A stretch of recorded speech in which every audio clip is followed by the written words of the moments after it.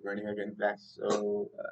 This is the continuation of our understanding or discussion regarding atoms. So, atoms, molecules, and ano pa.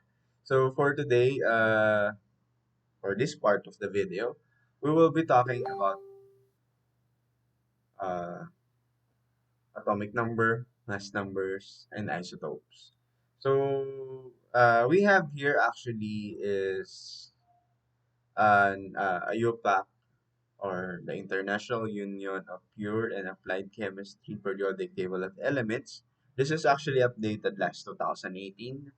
So in here, we can see all of the discovered elements here on Earth. So we have here the hydrogen up to uh, oganeson. Okay.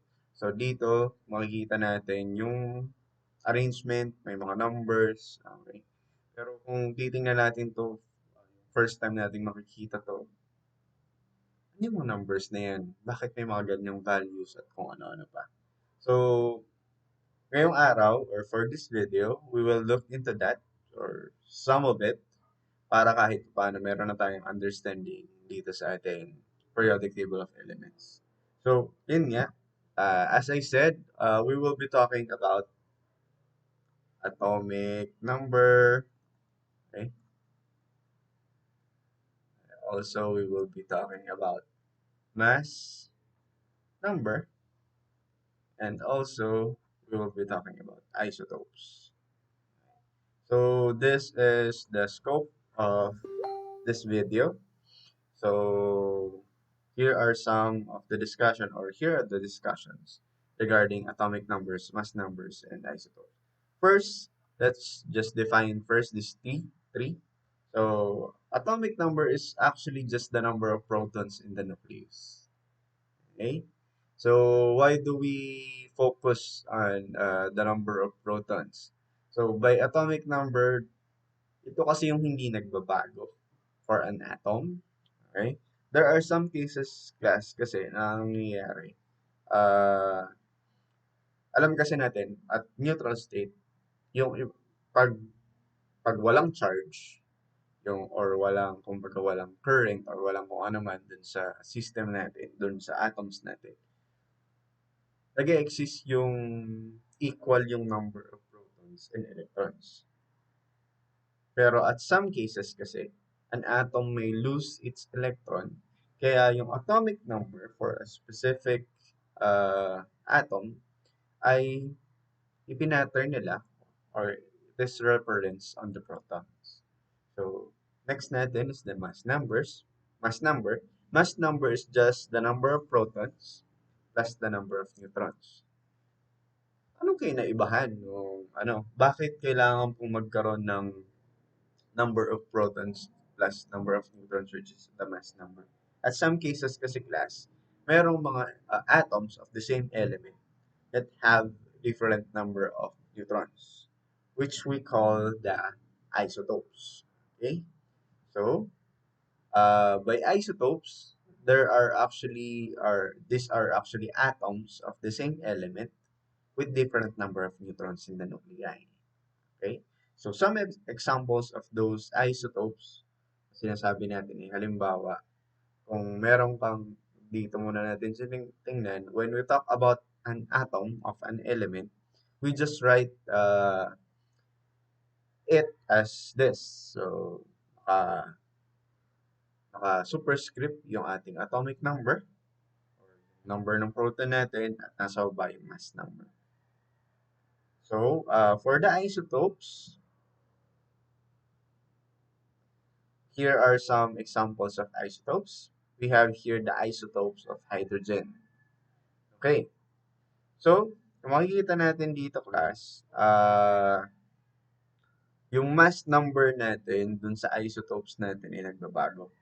First, we have here 1, then we have here 2, and we have here 3. Anong ibig sabihin nito? Since A, or yung tinatawag nating mass number, is the number of protons plus the number of neutrons, ibig sabihin lang nito, for this scenario, for this, let's call this hydrogen 1, if we have the atomic number which is Z is 1, sabihin lang nito for this certain scenario, we have here 1 proton, okay, and 0 neutron. Okay? Okay. For the next part, we have here hydrogen 2. Okay? For hydrogen 2, since we have here a mass number which is 2 and an atomic number which is 1, ang ibig lang sabihin yan, meron siyang isang proton at meron siyang isang neutron. For the next part, for hydrogen 3, we have here 1 proton because of the mass number, atomic number sa baba, which is 1, and the mass number of 3. So we have here 3 minus 1, that will be 2n. So try pa natin sa iba.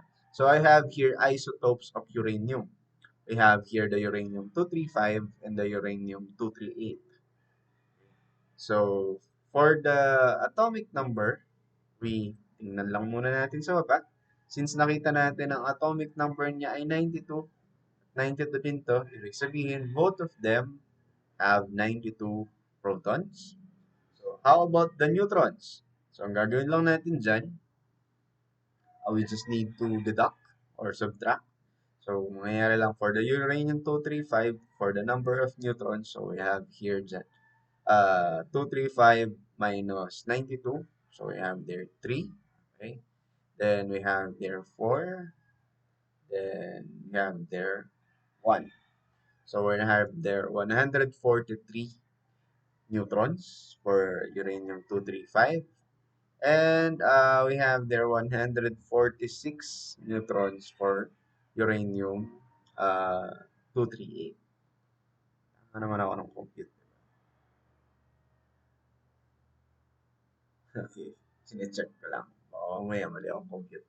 Okay. So, there we go. We have there the atomic number and the mass number and the isotopes. So, how do we go around this or how do we work on this? So, kumbaga, kung titingnan lang kasi natin, when we talk about isotopes, okay, so we have here different isotopes of hydrogen, ganito yung itsura niya. So, for hydrogen 1, 2, and 3, pare-pareha silang iisa lamang ang proton. Ang magkakaiba lang sa kanila ay number ng neutron. So, for any isotopes or isotopes of any compound, nagkakaroon lang tayo ng difference ng ating isotope. So, how do we go about this? So, kapag titingnan na natin yung number of protons, neutrons, and electrons, ganoon lang din ulit ang gagawin natin. So, automatically, example, we have here carbon-14. Napansin nyo class, tinatawag ko yung element based on their mass number kapag pinag-uusapan natin ng isotopes. So, if we have here carbon-14, okay, so gagawin lang natin, if we are to get the number of protons, ito lang siya. 6 lang. Ibig sabihin, meron tayong 6 na protons. So, how about the neutron? Gagawin lang natin, compute lang natin to, minus lang natin sila. We'll have there 14 minus 6. Okay? Kung tama ako ang arithmetic, that will be 8. So how about the number of electrons? So for the number of electrons class, this is highly dependent on the charge of the electron or charge of the element rather. So for the charge of, since neutral, yung ano natin, yung ating carbon-14, we just need to copy the number of protons for the electrons. So we have here 6 electrons. So in that, we'll have 6 protons, 8 neutrons, and 6 electrons. Alright, so another example. So we have here carbon-11. Exist mo carbon-11. So, hindi ko sure. Ganun lang ulit. Titingnan mo lang ulit siya. Tingnan mo lang ulit yung charge. May charge pa siya. Positive or negative? Wala. So, gagawin lang natin. Number of protons, we have there 6 for the number of protons. For the number of neutrons, we'll have there uh, the mass number minus atomic number. So we'll have there 11 minus 6, that will be 5. And for the number of electrons, same with proton. So hindi siya positive, hindi siya negative, so that will be 6. We have there 6 protons, 5 neutrons, and 6 electrons. Okay, so let's look into the carbon isotopes, or rather oxygen isotopes. When we talk oxygen, uh, isa to sa mga pinaka-vital na element na nag-exist sa nature natin. So, malaking part to ng study ng mga tao. So, basically, as of now, there are three known isotopes of oxygen. So, oxygen isotopes are oxygen 16, oxygen 17, and oxygen 18. In nature, here in Earth, they exist in some definite proportions. So in nature, these isotopes exist in the following proportion. So for carbon 16, we have there 99.762% of all oxygen atoms here, or yung measured natin ay oxygen 16. Some portions of it is oxygen 17, and 0.2% of it are oxygen 18. Okay. So anong tawag natin dun sa percentages na yan? So, yung percentages na yan ay yung tinatawag nating percent natural abundance of oxygen.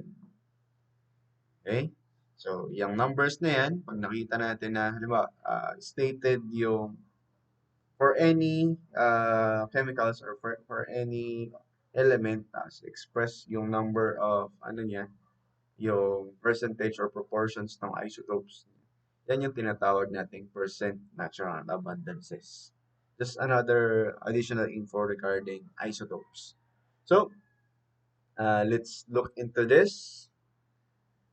So, we have here the modern periodic table, or the simplified modern periodic table of elements, wherein here, we can actually locate lahat ng atomic numbers ng ating mga elements. Okay, so we have, ito yung medyo outdated na modern periodic table of elements. So, kung mapapansin nyo class, dun sa taas ng bawat symbol or element natin, merong numbers. For hydrogen, we have here 1. Helium, we have 2. Lithium, we have 3. Beryllium, we have 4. Boron, we have 5 there. Carbon is 6. Nitrogen is 7. Oxygen is 8. Uh, fluorine. Fluorine is 9. Neon is 10. We have their sodium, which is 11. Magnesium, which is 12. And so on and so forth. Okay. So as you can see here, those numbers actually are the atomic numbers. So how about the mass numbers? So since kasi nung una, hindi pa sobrang aral yung mga tinatawag natin isotopes. Yung mass number actually is more on the measurement of the molar mass. Okay? But before that, let me just discuss some parts of this modern periodic table of elements. If we are to look from left to right, okay, yung bawat column na yan ay yung tinatawag nating period. So, for dun sa column, dun sa pababa, nung ano natin, nung hydrogen, that is period 1, papunta sa kanan 2, 3, yung mga nasa taas na to. Okay. So, that each period actually has some group names. So, yun yung titingnan natin. So, for alkali metal, yun yung first, yung sa hydrogen. Alkali earth metals yung sunod. Siyempre, yung mga sumunod ay, ano na lang, tinawag na lang by the first element na nasa taas. We have there the boron group, the carbon group, the nitrogen group, and the oxygen group. Tapos meron lang tayong halogen for our period 7A. And for 8A, that is the neon, or the noble gases rather. Okay. So balik tayo rin sa sinasabi ko kanina. How about the mass number? So the mass number is actually what we call here the estimation of the molar weight or the molar mass of each element. Kung makikita natin dito, this is the sum of the numbers na pwede nating tingnan. So for the hydrogen, for the usual hydrogen or for the most abundant hydrogen, uh, its mass number is around 1.008 molecular mass pala. So usually, ang pinakamadaming isotope ng hydrogen ay nandun tayo sa walang neutron. Okay, so punta tayo ron sa mas malaki-laki. So for the usual carbon, so we have here an atomic number of 6, and for the most abundant, we have here an average which is 12.001, which is a mass number of 12. For oxygen, mass number of 16, kasi kung makikita natin nung kanina sa pinakita kong isotopes ng oxygen, 99% of it are carbon 16. So, mas magiging, ano siya, mag-proceed into 16. So, paano ba nako-compute yun? So, actually, yun ay nakadepende class dun sa, sa, sa, yung sa abundance, percent natural abundance. So, kaya siya naging 16 kasi ang mangyayari doon, ginagamitan siya ng weighted mean, wherein dun sa weighted mean na yun, kino-compute kung ano yung nearest or yung pinakamadaming proportion ng bawat element na magpo-fall under dun sa ganong ah, mass number. Kaya 16 yung usual na mass number ng oxygen, 19 yung mass number ng fluorine, okay? 23 yung mass number ng sodium, and so on and so forth. So, paano natin gagawin yan? We just need to round up or round off to the nearest integer yung mga molar mass ng ating mga elements just to get their uh, mass number. So, for example, dito sa beryllium, this is 9.00 or 0122. Just round that off to 9 as their mass number. So, ilan yung usual na number neutrons ng beryllium? That will be 5. Or let's say fluorine. Fluorine has a molecular weight of atomic weight of 18.998. So we just rounded up to 19. So mangyayari lang dyan, fluorine has a neutral state, 9 protons, 9 electrons, and 19 minus 9, which is 10 neutron. So ganun lang natin siya i-review. Okay? That is all for the atomic number, mass number, and isotopes. Okay, so for the next part, we will be looking into more on the specific points wherein we will be talking about atomic or ionic chemicals or ionic atoms. So, yun yung titingnan natin later on. Just for additional info regarding chemistry. So, for the natural abundance of elements in Earth's crust, okay? So, ito yung ilang percentages wherein the most abundant is oxygen, followed by silicon and aluminum. And we have here the natural abundance of element in human body. We have here oxygen, followed by carbon, and by hydrogen. And in that, let's end the video, this part of the video here.